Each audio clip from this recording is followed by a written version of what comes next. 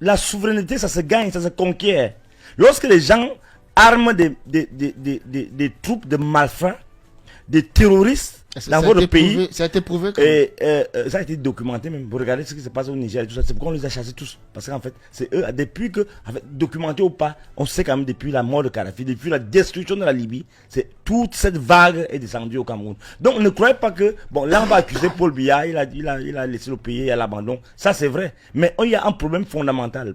Pour conquérir ce pays, les puissances étrangères, les forces néocoloniales arment les terroristes. Et ils créent des situations de tension et de brigandage dans tout le pays pour pouvoir mieux assurer, pour pouvoir même contraindre le pouvoir à mieux mater les populations.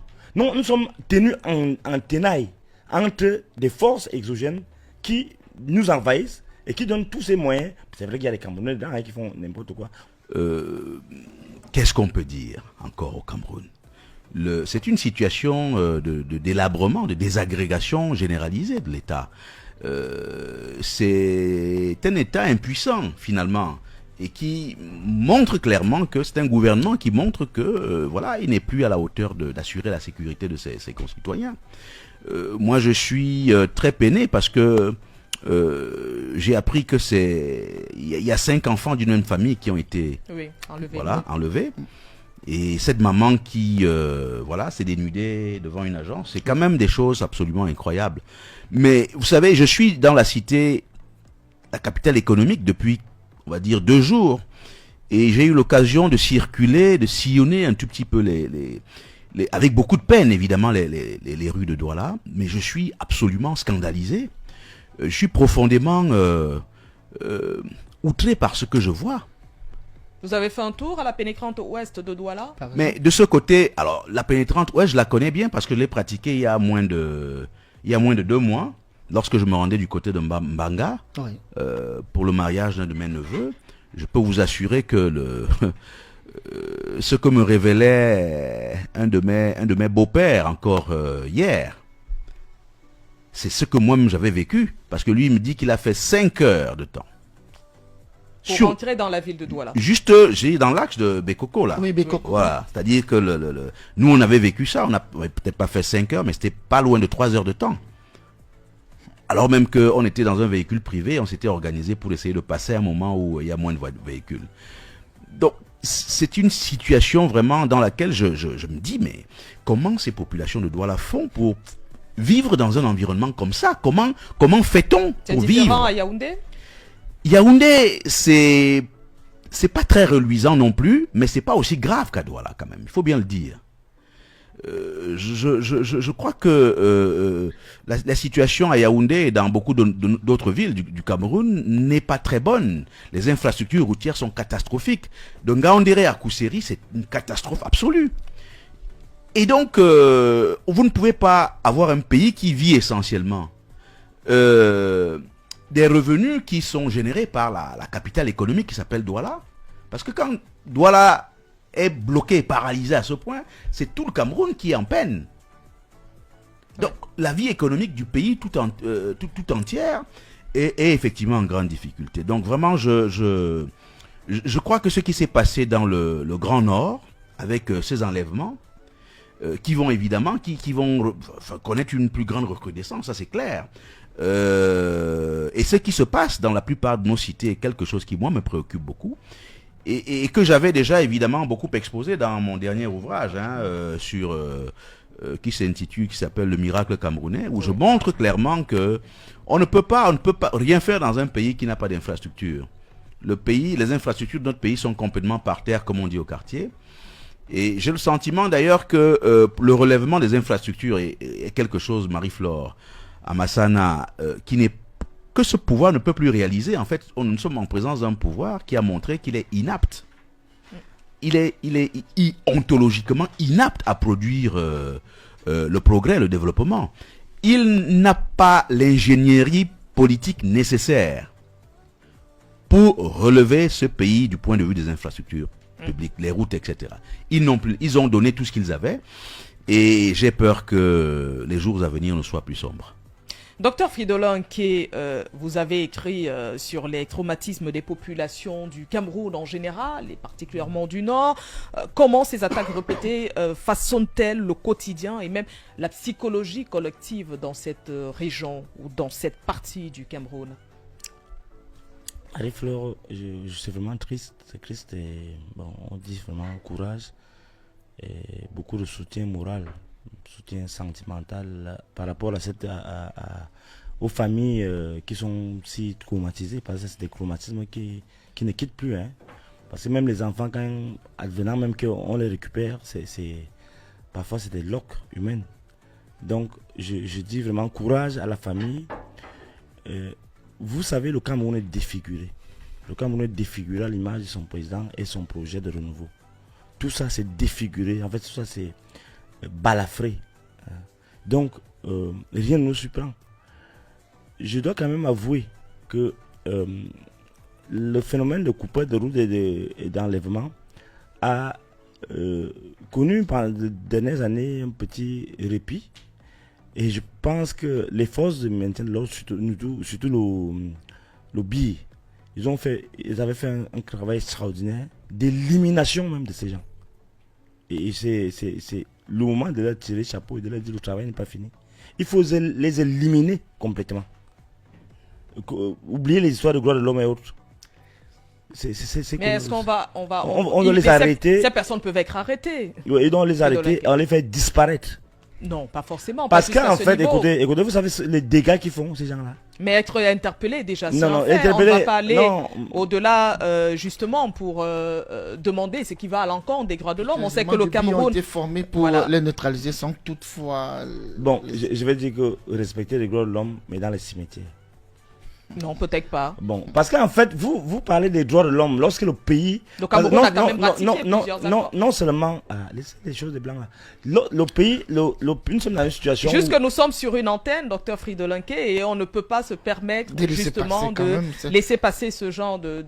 On vous comprend parfaitement, c'est-à-dire que ces personnes devraient être interpellées, comme on avait vu notamment il y a quelques années dans la région de la Damawa ou dans la région du Nord, où sévissaient justement je vais aller au-delà de ces enlèvements. Je vais aller au-delà de ce que vous dites là. Il faut résoudre les problèmes en amont. Qui finance ces gens-là? C'est les mêmes gens qui vous parlent des droits de l'homme. Mais soyez, la souveraineté, ça se gagne, ça se conquiert. Lorsque les gens arment des troupes de malfrats, des terroristes dans votre pays, ça a été prouvé et ça a été documenté même. Vous regardez ce qui se passe au Niger et tout ça, c'est pourquoi on les a chassés tous. Parce qu'en fait, c'est eux, depuis que, en fait, documenté ou pas, on sait quand même depuis la mort de Kadhafi, depuis la destruction de la Libye, c'est toute cette vague est descendue au Cameroun. Donc ne croyez pas que, bon, là on va accuser Paul Biya, il a laissé le pays à l'abandon. Ça c'est vrai. Mais il y a un problème fondamental. Pour conquérir ce pays, les puissances étrangères, les forces néocoloniales arment les terroristes. Et ils créent des situations de tension et de brigandage dans tout le pays pour pouvoir mieux assurer, pour pouvoir même contraindre le pouvoir à mieux mater les populations. Nous sommes tenus en tenaille entre des forces exogènes qui nous envahissent et qui donnent tous ces moyens. C'est vrai qu'il y a des Camerounais dedans qui font n'importe quoi. Vous avez vu, lorsque le BI a tapé du poing sur la planche, on a éliminé un bon nombre. Ce n'est pas que c'est une histoire de droit de l'homme, c'est aussi le droit de l'homme des gens qui sont les nôtres, les victimes. Pourquoi on ne défend pas le droit de l'homme des victimes? Moi j'ai dit, pour défendre les droits de l'homme des victimes, on ne doit pas tenir compte de cette rhétorique occidentale qui nous a servi. Parce que c'est à cause de qu'on se retrouve dans tous ces problèmes-là. Regardez ce qui se passe au Tchad, dans tous les pays, même au Nigeria. Il s'est documenté que c'est financé. Le largage des munitions dans les... On voit les vidéos, tout ça. Donc, qu'on ne se voile pas la face. On doit dire à nos militaires que lorsque vous êtes en train de... Bon, c'est vrai qu'il y a des dérapages. On a vu des scènes horribles lorsqu'on parlait de la guerre... Boko Haram, où on tirait sur les enfants, les femmes majeures. Ça, c'est le dérapage. Ça, c'est le dérapage qui ne devrait même pas arriver. c'est pourquoi je dis souvent quand la police lorsque les policiers ne peuvent pas suivre les ordres, lorsque les soldats ne peuvent pas suivre les ordres, ça c'est ce qu'on appelle les droits de l'homme, c'est-à-dire le droit même de la guerre. Selon nos correspondants, Dr Fridolenke, selon nos correspondants, Michael Dopas, si on s'en tient aux rescapés justement de cet enlèvement, de ce kidnapping-là, les ravisseurs ne parlaient pas arabe. Il fallait français. Et français. Contraire à l'ancien mode opératoire de Boko Haram. Est-ce qu'à ce moment, on peut se dire Boko Haram s'est divisé, a créé des sous-Boko Haram, ou alors il s'agit de bandes armées juste qui profitent de l'état de cette route-là délabrée pour agresser les passagers, les Camerounais? On ne peut pas déterminer définitivement qui est l'auteur de quoi. On ne peut pas déterminer seulement sur la base de la langue. Il y a après les langues, il y a aussi une mutation de l'économie du terrorisme. En fait, tout ça c'est du terrorisme, tout ça. Donc, je vous ai dit, on a éliminé un bon nombre. On a mis hors d'état de nuit un ensemble d'acteurs qui créent conflictogènes. Alors là maintenant, ce qui se passe là, c'est la recrudescence, la renaissance d'un phénomène qui avait un peu été mis à l'écart. Donc, la responsabilité des locaux est là. Mais la plupart du temps, ceux qui ont la technique, la technologie de l'enlèvement, ils ne sont pas nécessairement ceux de là. Donc, les meneurs, comment on appelle ça, ceux qui financent, hein, ça c'est juste les acteurs opérationnels. Nous avons toute une industrie du terrorisme, toute une industrie des enlèvements qu'il faut neutraliser. Et je vous dis, à ce niveau-là, lorsque on veut faire vraiment fonctionner les choses, on doit apporter toute l'énergie et la force pour frapper. L'État doit être fort. Malheureusement, l'État est totalement démembré, défiguré, comme je l'ai dit tout à l'heure. Il faut donc que au moins au niveau de l'armée, qui a la responsabilité première de protéger les frontières, parce que ça, c'est une attaque contre notre pays. Vous voyez seulement les trucs sectoriels, la route a fait ceci, non. C'est toute une machination qui est ourdie même depuis l'étranger pour démanteler le pays. Et pour le rendre ingouvernable, non seulement le gouvernement ne gouverne pas, mais il faut encore ajouter parce que... Vous voulez faire un rapprochement avec la présidentielle? Oui, tout ça c'est compliqué. Vous savez que je suis horriblement opposé au régime en place. Mais on ne doit pas faire l'économie de ceux qui se crament. Parce que la France, il faut pointer du doigt ce qui se passe. La France a tellement peur de perdre le Cameroun que tout est mis en même s'ils ne sont pas directement impliqués dans ça, mais tout l'environnement qu'ils ont créé fait en sorte qu'en Afrique de l'Ouest, au Sahara, au Sahel, fait en sorte que tout ça, ils savaient que les répercussions vont se faire. Et comme l'armée, le gouvernement en place ne comprend pas qu'il faut mettre un terme à la guerre aux Nozo, parce que ça profite aux gens qui sont au pouvoir, aux généraux et tout cela. Donc, alors, on doit une dispersion d'énergie. Et ils savent qu'à partir de là, puisque c'est eux qui ne veulent pas aussi la résolution du problème des Nozo, tout ça, c'est un ensemble, les gars. Ne regardez pas les prix.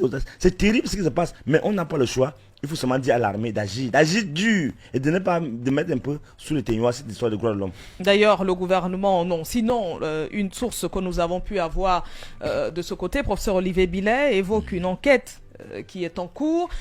Mais vous avez écouté attentivement le docteur Fridolenke qui revient un tout petit peu sur cette guerre, même sur fondement de cette guerre de Boko Haram. Oui. Mais on se rappelle aussi de cette sortie du président de l'Assemblée nationale, l'honorable Kavaye Dibril, qui avait dit Boko Haram est parmi nous. Est-ce qu'aujourd'hui, des années plus tard, on devrait faire un rapprochement entre ce qu'avait dit l'honorable Kavaye et ce qu'on vit sur l'axe Moura-Kousseri? Alors écoutez, moi je crois que c'est quand même des phénomènes très complexes. Hein. Je ne serais pas aussi péremptoire que le docteur Fridolenke sur les sources de ce mal. Moi j'aurais plutôt le sentiment que au fond, parce que quand le président de l'Assemblée nationale dit que Boko Haram est parmi nous, moi j'avais compris ça, hein, sous l'angle selon lequel au fond... C'était pour dire qu'au fond, c'est... Il y a des complicités en interne. En interne, voilà, et qu'il ne fallait pas chercher les auteurs de ces méfaits là où ils ne sont pas, mais qui sont véritablement dans la société camerounaise, en réalité. Donc, moi, je crois que, vous savez, il y a très simplement des facteurs qui sont de nature à alimenter ce type de délinquance et de banditisme, on va dire, dans nos zones rurales. C'est très clairement la situation de délabrement de ces espaces-là. Quand vous visitez l'extrême nord du Cameroun, vous voyez bien un environnement de dénuement absolu. Hein. Dénuement, je dis bien dénuement absolu. C'est-à-dire que une jeunesse qui est à l'abandon le plus total, évidemment, il y a là un terreau fertile, très clairement, pour nourrir cette industrie, cette économie des enlèvements et des rapts. Parce qu'effectivement, c'est sans doute une manière relativement facile de se faire de l'argent rapidement. C'est d'ailleurs pas nouveau. Je dis que les enlèvements sont récurrents là-bas. Donc il y a peut-être des opérations plus spectaculaires qui sont menées où on a des volumes, des nombres plus importants de personnes qu'on enlève, mais très régulièrement, on vous dit qu'il y a tel individu qui a été enlevé, pour qui on demande 1 million, on demande ceci, etc. Donc au fond, je crois que c'est sans doute très, très prosaïquement une réalité qui est liée au fait que, et c'est là que je veux ajouter au propos du docteur Fridolin Nke, un élément essentiel qui réside dans je dirais, l'indigence de la gouvernance au Cameroun. Le niveau d'indigence que nous avons dans notre gouvernance est tel que l'aménagement du territoire n'est pas réalisé. Les gens sont dans le taux de sous-emploi. Le taux de chômage dans cette zone est absolument exponentiel. Ça fait donc oui, qu'on le veuille ou non, il y a fatalement des choses comme ça qui vont se passer. Et concrètement, quelles mesures urgentes préconisez-vous, par exemple? Peut-être qu'avant les mesures, je veux dire que même ici, je veux dire dans nos cités, plus proches de nous ici, hein, Douala, Yaoundé, on nous parle des microbes. Oui. Ouais. Ces phénomènes-là, c'est quoi? C'est aussi, sans doute, le fait qu'on ait une jeunesse qui est considérablement en désœuvrement, qui n'est pas occupée. Parce que quand les gens sont occupés, on a des tonnes et des tas de jeunes qui devraient être dans des grandes plantations, qui devraient être dans des structures industrielles, dans des usines, etc. Mais faute d'avoir permis au Cameroun de basculer vers un système de nation industrielle où les usines existent partout, sur l'ensemble du territoire où les jeunes sont occupés, comme on a pu le voir ailleurs, eh bien, on ne peut que finir dans ce genre de... Je ne viens pas là pour justifier la délinquance urbaine et rurale, mais je dis simplement que quand vous le voulez, la nature a horreur du vide, en fait. Et qu'on le veuille ou non, nécessairement, quand les gens ne sont pas occupés, eh bien, ils vont trouver des moyens ou d'autres pour pouvoir... Alors, maintenant, quand j'ai dit ça... bon, vous me posez la question de savoir qu'est-ce qu'on peut faire pour juguler cela, mais c'est une question bien difficile, Marie-Flora Massana. Docteur Fridolin Nke, les transporteurs menacent de suspendre leurs activités sur ce tronçon-là, sur cette nationale numéro 3. En tant qu'intellectuel, pensez-vous que la société civile ou même encore les élites locales ont la possibilité ou jouent assez leur rôle pour peser sur des décisions sécuritaires? Non, ils n'ont aucun rôle, puisqu'ils sont en permanence instrumentalisés. Et je suis d'accord avec le professeur Olivier Billet, parce qu'en fait, le professeur Olivier Billet a raison. C'est-à-dire que, et ça on se rejoint quelque part. C'est-à-dire que, je dis, oui. Au fond, il y a cette... ce n'est même plus la malgouvernance, c'est vraiment l'abandon. C'est-à-dire que les gens sont occupés à jouir. Donc ils ne gouvernent pas, ils n'ont même pas de préoccupations. Des préoccupations des gens ne les intéressent pas. C'est l'ange du chaos. C'est vraiment, j'ai résumé vraiment la dynamique. Et ça ne date pas d'aujourd'hui. Parce que tout ce qu'on vit là, c'est les conséquences. Vous voyez, quand on parlait d'élite, l'élite, on pensait que l'élite, vraiment, c'est les gens, c'est l'intellectuel, c'est quelqu'un qui, dans le temps, quand on veut l'élite au village, c'est-à-dire on voit le médecin, on voit l'instituteur, on voit... Mais l'élite, c'est quoi maintenant? C'est maintenant les gens fabriqués par le décret. C'est-à-dire que les gens qui sont totalement efféminés. Donc, c'est les gens qui... Bon, quand je dis ça, je deviens... C'est mieux de repréciser vos pensées, docteur Fridolin Nke. Bon, alors, parfois aussi, en voulant repréciser, on aggrave. Donc je préfère laisser comme ça. Mais ce n'est pas dans le sens premier du terme, en tout cas. C'est dans tous les sens. Alors, je voulais dire quelque chose de fondamental. Donc, à partir de là, il n'y a pas l'énergie pour... Parce que l'élite, c'est la direction. Merci. C'est la direction. Lorsque nous sommes dans un pays où le pouvoir a pour plus grand mérite, c'est la déconstruction des personnalités. Et qu'est-ce que vous voulez au fond? C'est-à-dire l'ADN de ce pouvoir, c'est supprimer l'élite méritante pour créer par des cooptations, par des assujettissements, par des dotations, par des petits trucs, des sous-hommes en fait. Que voulez-vous que quand on parle de la société civile, lorsque on veut se déployer sur le terrain, on enlève tout ce qui peut constituer une source, une force alternative de proposition. On la réduit à une simple expression d'un vouloir vide du pouvoir. Donc, c'est ça aussi. Lorsque les gens menacent d'aller sur le terrain, de faire grève, mais vous allez voir toute la force. C'est là où la force du pouvoir se met en branle. Pour maintenant faire quoi? Pour menacer, pour terroriser, pour corrompre. Vous allez voir. Maintenant on les appelle chaque jour. Ils sont préoccupés par ça. C'est-à-dire il faut, en fait, c'est un pilotage automatique. Donc, il faut que des acteurs comme ceux-là, les transporteurs, fassent entendre leur voix de manière forte. Il faut que les populations qui sont victimes de cela, que les gens ne s'entendent pas ce que nous aurons parlé. On parle, oui, vraiment, docteur, vraiment, est-ce que vous pouvez soumettre nos problèmes? Je suis là pour soumettre vos problèmes. Défendez-vous. Mais vous ne pouvez pas enlever les... Vous pouvez être la voix des sans-voix, oui, docteur Fri de Lanké. C'est ce que je fais, mais je les enjoins aussi de faire le leur. Ouais. Qu'est-ce qu'ils doivent faire? Vous ne pouvez pas attendre seulement les transporteurs à faire grève. Mais vous devez vous mobiliser dans tout ce grand nord pour dire que... Et c'est ça... C'est valable aussi pour la pénétrante ouest? Oui, tout le monde doit... Le Cameroun doit être un grand foyer de revendications. Ce pays doit être un grand foyer de revendications. Même en période sensible comme celle il n'y a pas de période avec la présidentielle. Non, il n'y a pas de période sensible. Ça dit que c'est une inoculation de la peur aux gens. Et la présidentielle, c'est quoi? On sait déjà ce qu'ils vont faire, on sait déjà tout ça. Mais tout le monde doit revendiquer avec force. On ne peut pas enlever 5 membres de la famille. Et les gens sont là pour dire que et les gens sont là, ils croient que c'est une affaire des autres. Non, toutes les populations doivent se mobiliser. On va vous raconter que non, c'est l'appel à l'insurrection, ceux qui ont mis dans la constitution là. La constitution, on doit changer tout ça. En fait, le pays qui va arriver, on va revoir toutes ces machinations qu'ils ont fait, les élites, les machins. On doit revoir. En fait, il faut qu'on réapprenne à parler.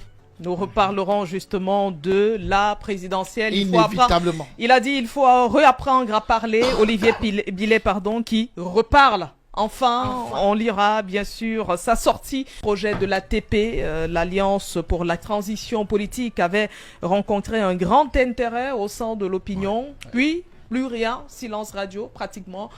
Que s'est-il passé? Écoutez, je crois que les Camerounais savent ce qui s'est passé d'une manière générale, mais à titre en guise de résumé rapide, oui, je dirais simplement que j'ai repris la parole parce que je m'étais imposé un silence pendant un certain temps, et j'ai vu évidemment le désarroi qui habite les Camerounais. Beaucoup m'ont d'ailleurs demandé de m'exprimer. Et il m'a semblé important de le faire. Alors, donc, s'agissant de l'Alliance pour une transition pacifique, politique et pacifique, ATP,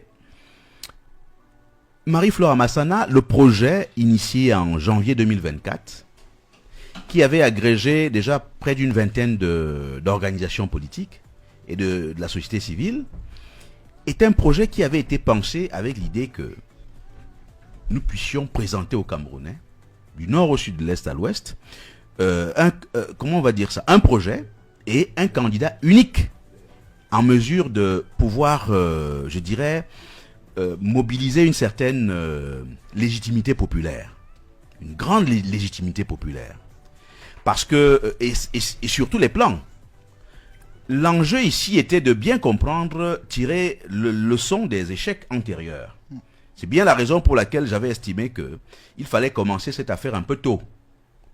Docteur Fridolin qui est là, on devait d'ailleurs se voir aussi par rapport à ce projet. C'est une des figures de la société civile qui était pressentie aussi. Donc, ce travail avait donc commencé avec l'idée que faisons tout pour montrer un visage le plus large possible du Cameroun, avec un maximum de visages du Cameroun. Et c'est bien la raison pour laquelle j'étais venu ici à Douala pour rencontrer tous les gens dont on parle aujourd'hui, enfin, dont on parlait encore récemment. Hein, je les avais tous approchés. Anissé Kane, Sambaka, Elimbin Lobe, Henriette Ekwe, Djekam Tchamen, tout ce monde-là, je les avais tous approchés. Certains sont venus, évidemment, avaient adhéré à ce projet, vous les connaissez. D'autres, évidemment, n'avaient pas manifesté leur adhésion. Bon, ils avaient peut-être d'autres plans. On voit bien à quel point est-ce que la logique du Yango aujourd'hui est devenue généralisée dans notre espace politique.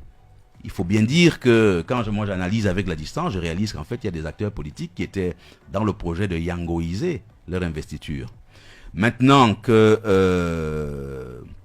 les choses ont évolué comme elles ont évolué, il faut simplement dire une chose.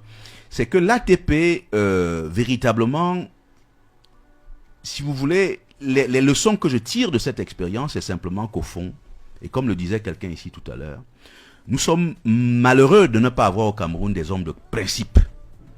Des hommes de principe capables de comment on va dire, d'être fidèles à la parole donnée, d'être fidèles à un projet commun, et d'être fidèles à l'idée que c'est un véritable substrat de démocratie qui peut véritablement sauver notre scène politique.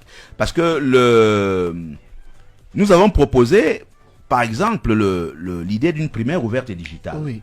Comme mécanisme de sélection. Parce qu'évidemment, vous voyez, les gens se battent actuellement, on dit coalition par-ci, coalition par-là. Pour trouver un candidat, c'est jamais facile. Mais la démocratie moderne a dégagé un principe fondamental qui est que dans tous les pays sérieux du monde, lorsqu'on est coincé parce qu'il y a beaucoup de candidats, il faut passer par une primaire. Et nous avons émis l'idée d'une primaire ouverte et digitale et nous avons vu que les gens beaucoup ont commencé à se désolidariser du projet. Voilà là où les choses ont véritablement commencé. Je ne vais peut-être pas citer de noms ici, parce que les gens, si je cite des noms, ils vont dire que j'ai plombé leur candidature à la présidentielle en citant leur nom. Mais je crois que les Camerounais savent. Mais vous parlez également, professeur Olivier Billet, d'un système politique et institutionnel qui reste verrouillé. Est-ce que ça a un rapport avec les personnes ou les candidats, les potentiels candidats que vous avez rencontrés? Non, le caractère verrouillé du système politique et institutionnel auquel je fais allusion renvoie tout simplement à l'organisation générale de notre pays, à la structure de l'État camerounais. Je parle là du système qui nous régit. Oui. C'est l'État tel qu'il est. C'est-à-dire que quand vous avez un État dans lequel à la fois toutes les institutions sont orchestrées, les lois sont mises en mouvement pour être au service d'une seule et unique officine politique qui est au pouvoir, dans ce pouvoir néocolonial auquel faisait allusion Dr Fridolin qui est tout à l'heure, ça ne peut produire que le chaos auquel il fait allusion. Donc, pour moi, je dis simplement aux gens que, et c'était ça l'intuition de l'ATP, c'est-à-dire que humainement parlant, il n'est pas possible de vaincre un régime comme celui-là. Humainement parlant. C'est pas possible. Il n'existe d'ailleurs dans l'Afrique francophone aucun pays qui a jamais pu gagner, je veux dire aucune formation politique, ni aucun groupe politique qui a jamais gagné une élection face à un président sortant. Ça n'existe pas en Afrique francophone. C'est verrouillé, c'est cadenassé par des mécanismes qui ont été mis sur pied en lien avec des conseillers français au Cameroun. Et donc, c'est ça le problème du verrou qui prévaut chez nous et qui fait que nous avons des élections à répétition pendant des décennies. Depuis 92, moi je suis engagé dans l'élection présidentielle depuis 97 où j'ai accompagné Hubert Kamgang. Oui. 97, j'ai accompagné en 2004. J'étais moi-même candidat en 2011. Donc je sais ce que c'est. Donc ce verrou-là, il est lié à la nature de notre État. Oui. État néocolonial, système électoraux établis avec l'appui de conseillers français. Et vous voyez bien que dans un environnement comme celui-là, où toutes les institutions d'un État, où toutes les forces vives d'un État se mettent au service, de manière servile, d'un régime et d'une organisation politique, vous ne pouvez pas. Vous pouvez même, je veux dire, si par extraordinaire même les chiffres vous donnaient l'avantage, ces chiffres